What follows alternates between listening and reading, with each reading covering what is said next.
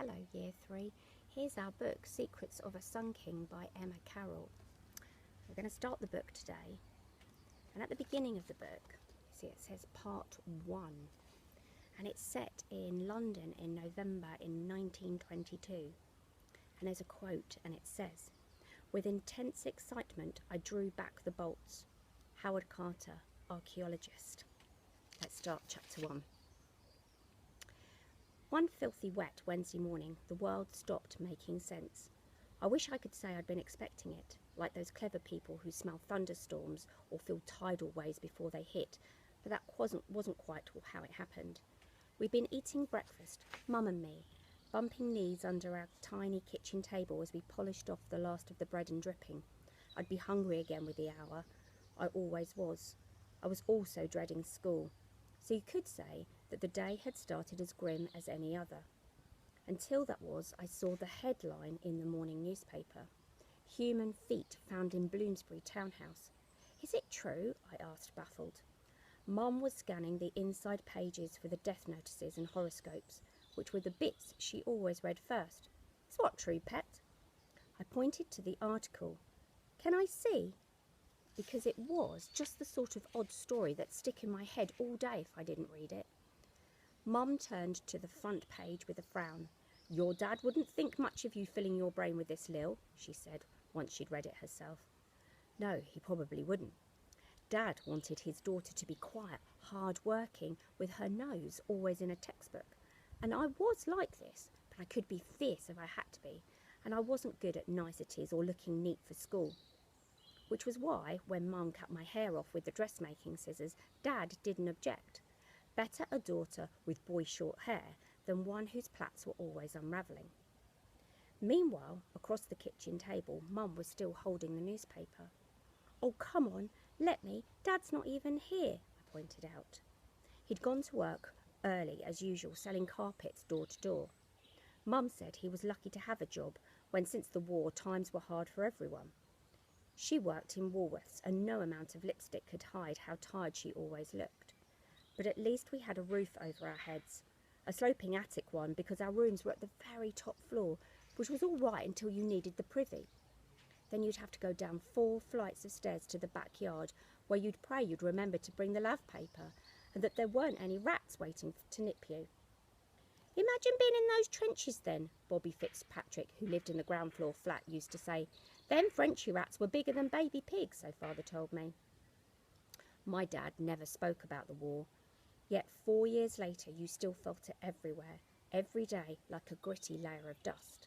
You'd notice men who'd once been soldiers now begging on street corners, unable to work because of blindness or burns or missing arms or legs, and those were the injuries you could see. I'd overheard enough adults whispering to know that the war did funny things to people.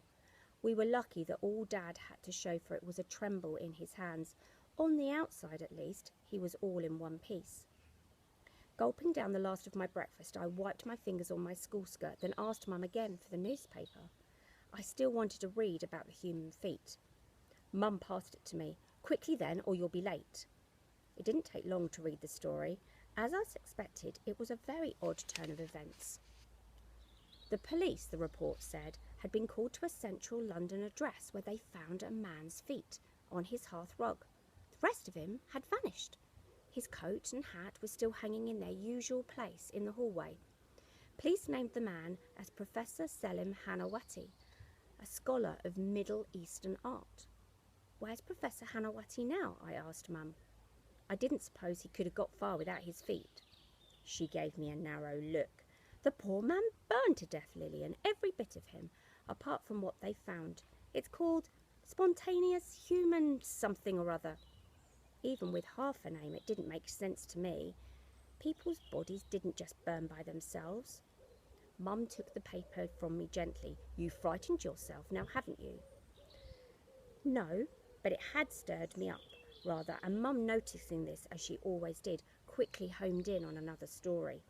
"Look, Lil, that archaeologist Howard Carter's gone back to Egypt to start digging again for Tutankhamun's tomb. One last go, apparently. Your granddad will be interested, won't he?" He wouldn't. Granddad had no time for Mr. Carter. "That glory boy," he called him. Without Lord Carnarvon's money, he couldn't even afford the train ride to London. Only because it's Egypt, I said to Mum. To say my granddad adored Egypt was an understatement. He named his Siamese cat Nefertiti after the Queen. He'd travelled there years ago and been in love with the place ever since. It rubbed off on me, this fascination of his. Not that I'd have a flying pig's chance of ever going there, but still. As for the feet story, I couldn't shake it off. It stayed with me all day through Latin, French, triple maths and a science lesson about flammable liquids, bizarrely. To be blunt, school was a drag. I hated the place, or more precisely St Kilda's College for girls. Everyone was so proper and so snooty with it. Yet listening to Mum and Dad, you'd have thought our ship had well and truly come in when the scholarship offer arrived. Such an opportunity, Lillian. It's your chance for a brighter future. But believe me, life was much simpler when I went to the same school as the other kids on our street. When I got home that night, the lights were off in our flat. The stove was cold. Dad was normally back before me, so it was a bit unusual. On the table, propped up against the salt pot, was a note from Mum. Now, we weren't a note-leaving type of family, so I knew straight away that something bad had happened. And the jolt in my stomach told me that the news was bad. Skimming the message, I saw the words hospital and Grandad, which troubled me even more. Only very sick people went to hospital. You had to pay for treatment, and Grandad always said plenty of folk who went in never came out again. Guessing poor Nefertiti would be worried too, I took the spare key to Grandad's from its hook. I didn't want to stay here on my own, imagining awful things. I'd go and feed his beloved cat instead. Now, Grandad lived a few streets away above a shop that, according to the tatty sign over the door, sold rarities and antiquities, although I'd never seen him sell a single thing.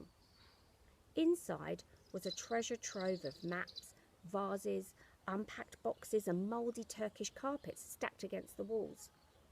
He'd collected it all from his travels, though Mum reckoned it was mostly rubbish and he needed to get a cleaner in. I covered the short distance to Grandad's at record pace.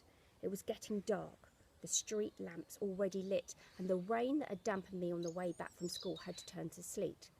For November, it was unusually cold. Grandad's shop was shut up and dark. His rooms above it had their own entrance around the back, through a gate and down a side alley.